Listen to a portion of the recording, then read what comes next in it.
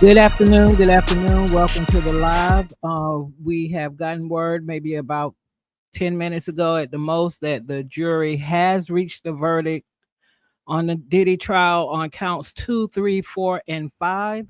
That means they were unable or have been unable up to the point of the reported decisions on 2, 3, 4, and 5. At any rate, they were unable to come to a decision on count one, which is the RICO, the racketeering charge. So the judge, from what I understand, has sent the jury back or told them to go back to deliberating to see if they could come to a decision on the RICO charge. The jury foreman told him that they were uh, unpersuadable. The differences of opinion were unpersuadable on count one. So it doesn't seem like, based on what the foreman for the jury said, that they're able to come to any kind of conclusion on the racketeering charge, but the judge has sent them back to make a decision or to try to make a decision at any rate. So the decisions that they have made a decision on the 2 counts of trafficking. They have made a decision on the 2 counts of transportation to engage in the oldest profession in the world. What we're going to do now is that we're going to tap into some of the live streams from the news agencies that are happening right now to see what we can learn, because we definitely want to be on live if a decision is made today to tell us what the decision has been on these charges. The judge again did instruct the jury to continue deliberating on this count one, the racketeering conspiracy, the maximum sentence of life in prison for that charge. The mandatory minimum for count two, which is the trafficking, is 15 years in prison. Count three, the maximum sentence is 10 years in prison. So if they found him guilty of the trafficking charges, and there's 2 counts of that, the mandatory minimum sentence is 15 years in prison. So that's a lot. So what I'm going to do now, I'm just going to let us tap into some of the news agencies that are talking about this right now, just to see what's going on. I know I really think about Diddy's kids in a moment like this, and I know they must be just can't even describe what they must be going through right now, especially the girls. So let's tap into what's playing on the news right now, and we'll see if we get a final decision today. The government brought these charges, so they better be able to prove it beyond a reasonable doubt. It's not my job to do their job for them. Well, and Rena, I believe you're still with us. Listen, you've been here the entire 6 weeks of this. In terms of testimony, I mean, whose testimony has really kind of been the linchpin here in this case? Well, I think it's exactly what the jury asked to see more of today. They wanted to see the transcripts of Cassie Ventura's testimony. It was harrowing. It was graphic. It was very emotional. For the prosecution's our witness, it was because of her civil lawsuit that federal prosecutors even into Sean Diddy Combs in this trial. He was arrested shortly after her civil lawsuit. About a year later, last year, they raided his homes and they brought him into federal custody. And we know that this seems to have been a really difficult journey for Cassie Ventura based on what we heard from her on the stand. Specifically, the jury wanted to hear her testimony from that now infamous video from 2016, where we see Combs kicking and dragging Ventura. She testified that is when she was trying to leave a freak off at the Intercontinental Hotel in Los Angeles. And the jury seemed to really want to see that again, as well as some testimony regarding a freak off here in New York at the Essex Hotel with a male escort named Daniel Phillip. He had testified to the jury that he saw Combs get violent with her then as well. So it seems like they were really focused on these instances that prosecutors had highlighted as alleged sex trafficking of Cassie Ventura. Well, and Rena, I want to dive in here a little bit on the jury. These 12 individuals, we know 8 men, 4 women. Any more that you can tell us about the makeup here? Well, we know that their ages range from about 30, 31 to 74 years old. They, of course, all live here in the New York area. One of them was actually an alternate that got pulled in when another juror was dismissed about halfway through the trial because the judge said that he was not forthcoming about where exactly he lived. We know that they're educated. They're college educated. They had advanced degrees. They come from really all walks of life. They get their news from all different sources. Some of them say that they had heard about the allegations against Combs. Some of them said that they really didn't know much, but they all vowed to really be a blank slate here. And that was the reason why they were chosen to be on the jury, because they said that they would be able to be impartial and weigh only the evidence in this case rather than anything that they've heard in the media or elsewhere.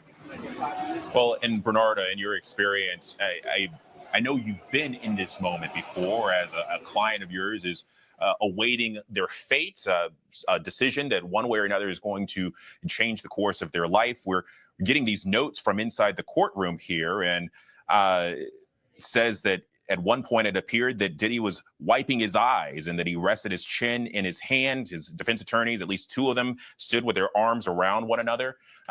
What is that moment like?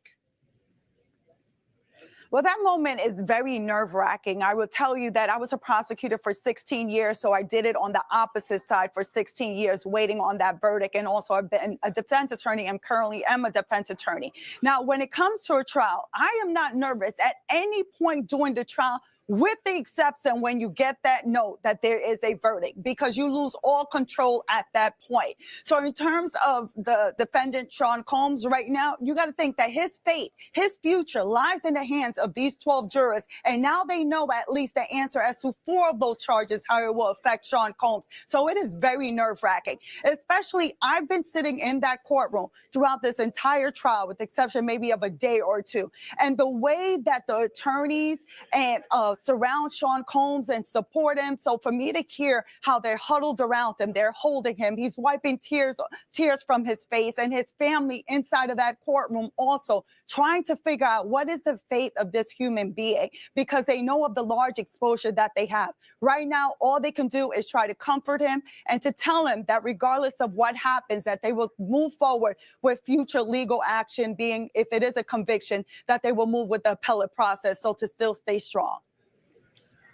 I appreciate that, Bernarda. And we just got a new note. The district judge said that he plans to read back a portion of the jury instructions to encourage further deliberations. And part of that instruction, it includes this paragraph that says it is your duty as jurors to consult with one another and to deliberate with the view of reaching an agreement. Each of you must decide the case for himself or herself, but you should do so only after a consideration of the case with your fellow jurors. That's a partial statement there. Again, the judge going on to say, your verdict must be unanimous, but you are not bound to surrender your honest convictions concerning the effect or weight of the evidence for the mere purpose of returning a verdict or solely because the opinion of another juror.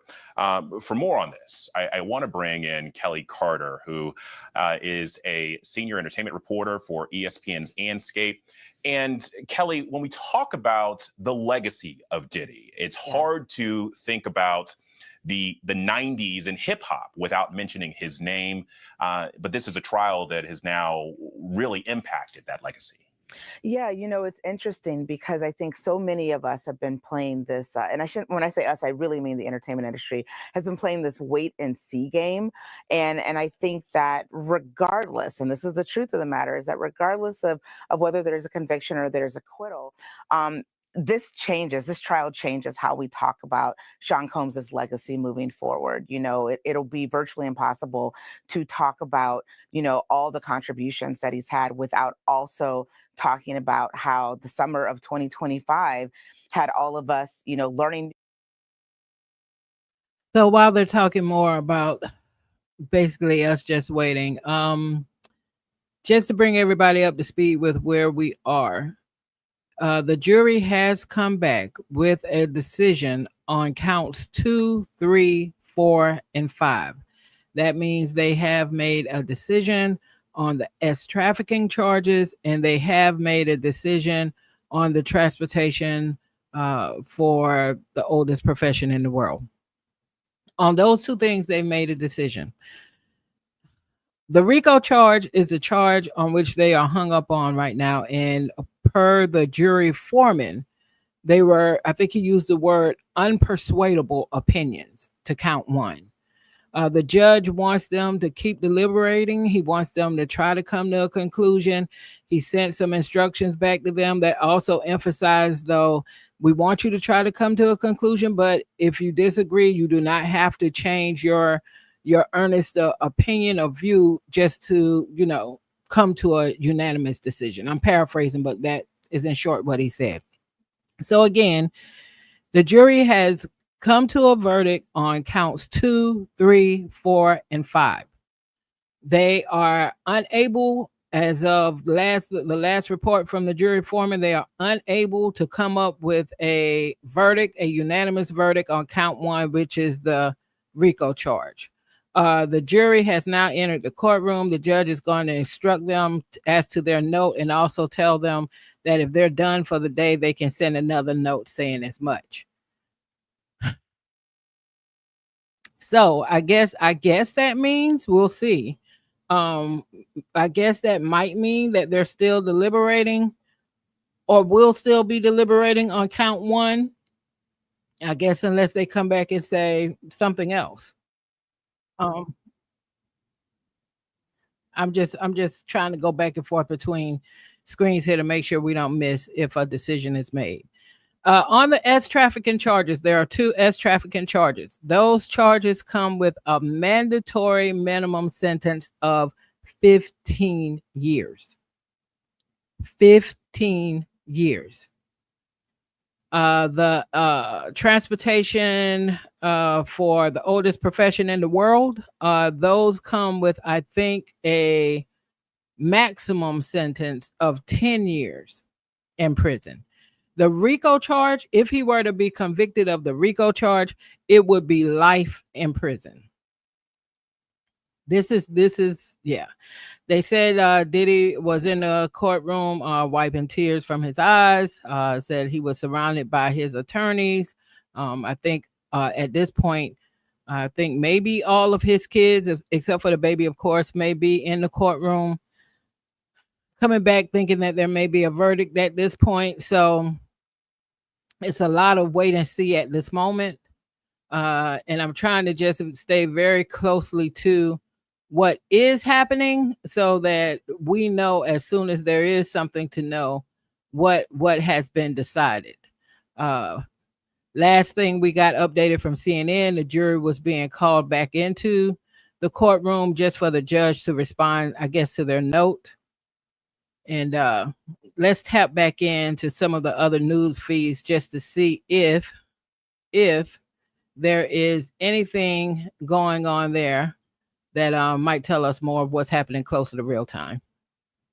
So just 1 second. Because of these allegations. And of course, he has denied all of the allegations, but I think there are still, Celebrity Family Feud, season premiere Thursday, July 10th on ABC.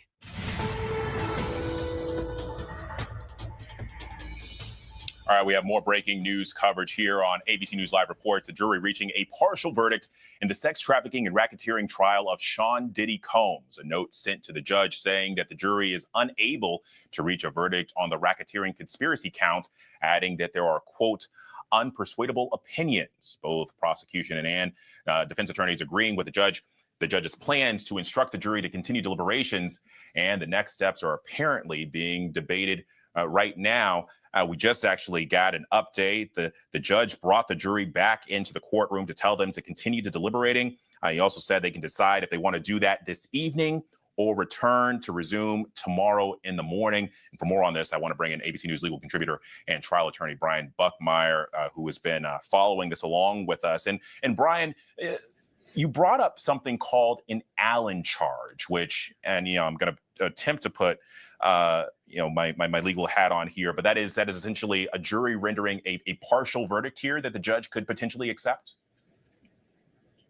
Well, Well, Alex, like I say, you didn't pass the bar, but you know a little bit, and you do know a lot. Yes, an Allen charge comes from the Supreme Court case where if a jury has got to a point like we have here, where they say they're at an impasse, they feel for whatever reason that there cannot be a meeting of the mind of the 12 people, that they cannot go forward. And initially what will happen is a judge will read either the standard language of an Allen charge, and you can Google it, and you can probably find it for the SCNY or any kind of federal court, or they would kind of modify the language, making it shorter or longer, or emphasizing more aspects of it, depending on what the sides agree to. And basically what you're telling the jury is, it's your job to keep pushing forward.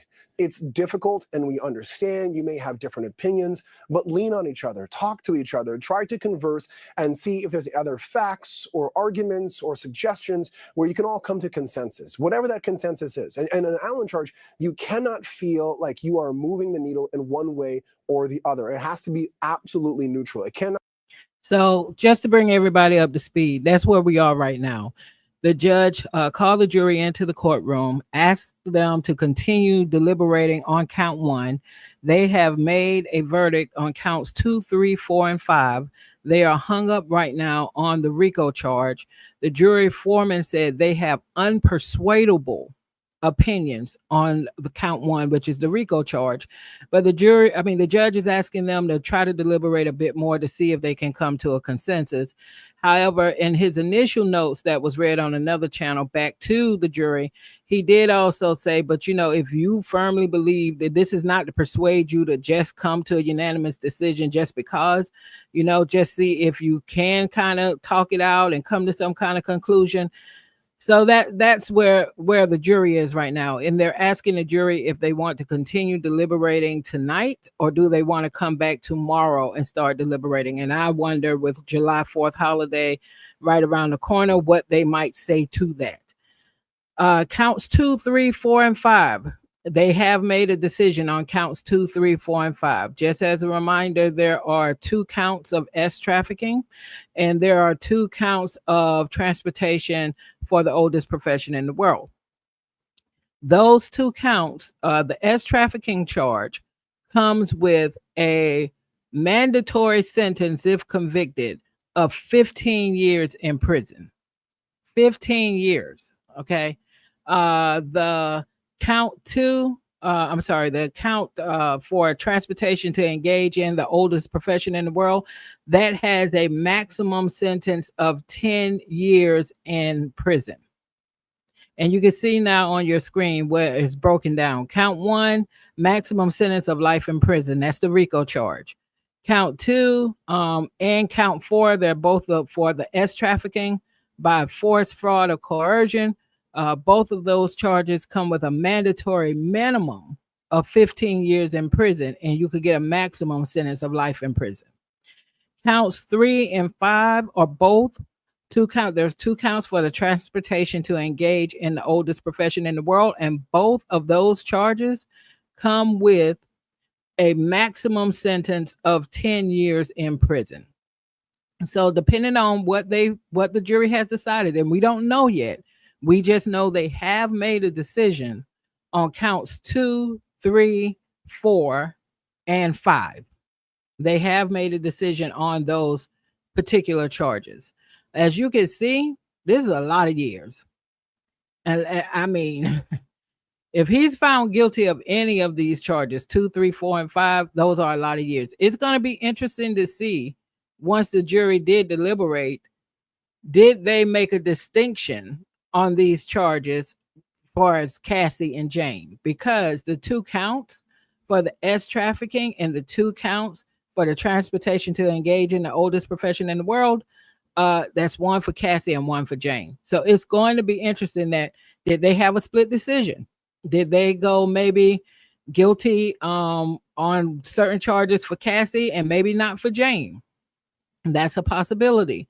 Or did they, on counts 2, 3, 4, and 5, maybe they could say, yes, we convict on counts 3 and 5 because of transportation to engage in the oldest profession in the world. But maybe they said not guilty on the S trafficking charges. Who knows at this point? All we know is that they have made a decision on counts 2, 3, 4, and 5, and they have been unable to reach a decision at last report on the RICO charge. There has been some descriptions of what's going on in the courtroom. There have been comments about Diddy wiping tears away from his eyes. We just got an update from CNN that the jury has been dismissed for the day. In dismissing the panel for the day, the judge said he won't bring them out in the morning and that they can get started when they've all arrived. They are leaving the courtroom now. So that is the end of the jury deliberations today. So we will not get a final decision today on what happened.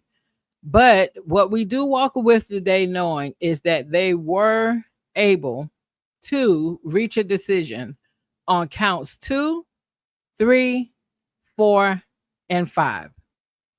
2, 3, 4, and 5. So if you see, even from what's here on your screen, if Diddy is convicted of any of these charges that you see here, any of these charges, 2, 3, 4, and 5, because the only one that is outstanding right now is the RICO charge. If he is convicted of counts 2 and 4, if he's convicted, that is a mandatory minimum of 15 years in prison. Mandatory minimum.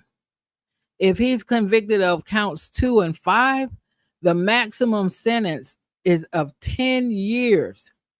And he has 2 counts of that. So it's a lot on the line for Diddy. We've always known there's been a lot on the line for him. I still say I cannot imagine that the jury is going to acquit him of all charges. I just cannot imagine that.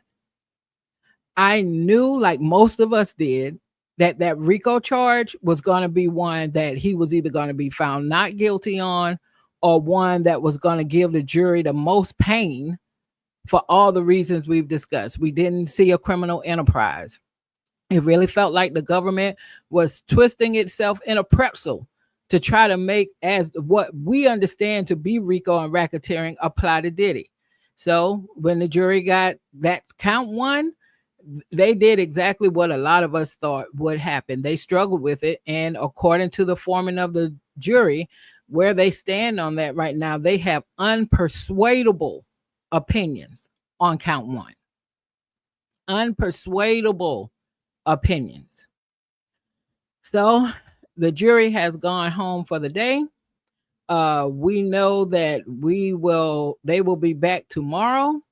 I'm expecting for there to be some type of finality to this tomorrow. That is my expectation.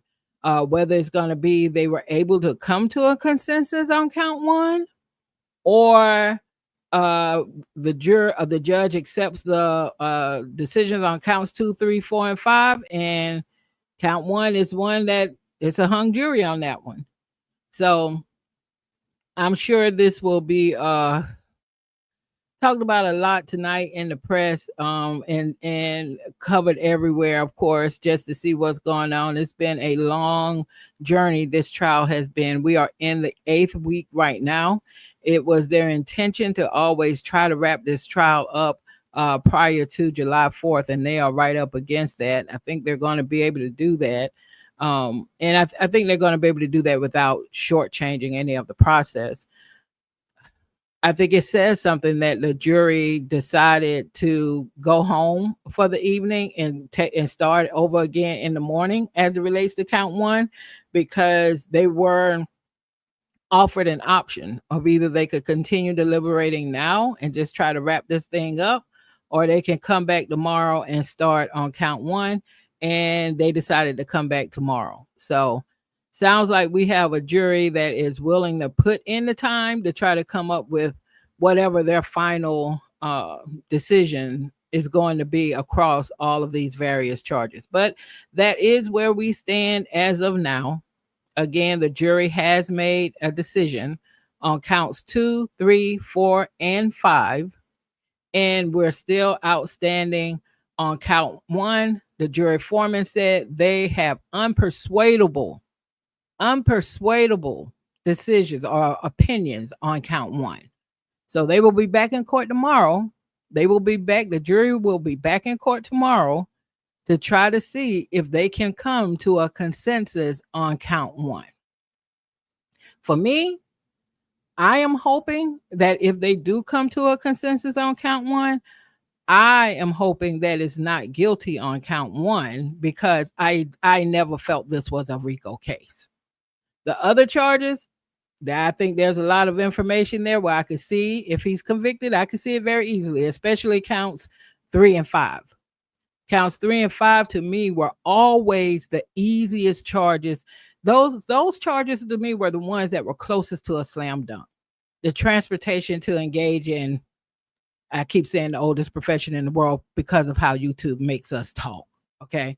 Those counts 3 and counts 5, count 3 and 5, those counts to me were the ones that were closest to a slam dunk. The S trafficking charges, I thought they were kind of gray, but I could see the jury convicting. Maybe even I could see the jury maybe convicting on Jane's count, and I mean not convicting on Jane's count, but convicting on Cassie. So who knows how that will go. But the RICO charge, I think, like most of us thought, that was going to be the hardest one to try to prove. So we'll be back tomorrow and continue to follow this and see where we land. I do have a strong feeling that all of this will wrap up tomorrow. I cannot imagine this jury is going to be in deliberation all day tomorrow just on count one, especially if they know they cannot. They do have, as the jury foreman said, unpersuadable opinions. Then I definitely can't see, them spending all day just knowing we're never going to agree. So the judge then will have to make a decision on what happens next. Okay.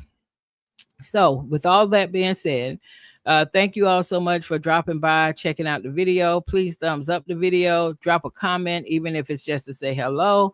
And if you are not a subscriber to the channel, I do ask you to please consider subscribing. I would appreciate the support. And until the next time, bye y'all.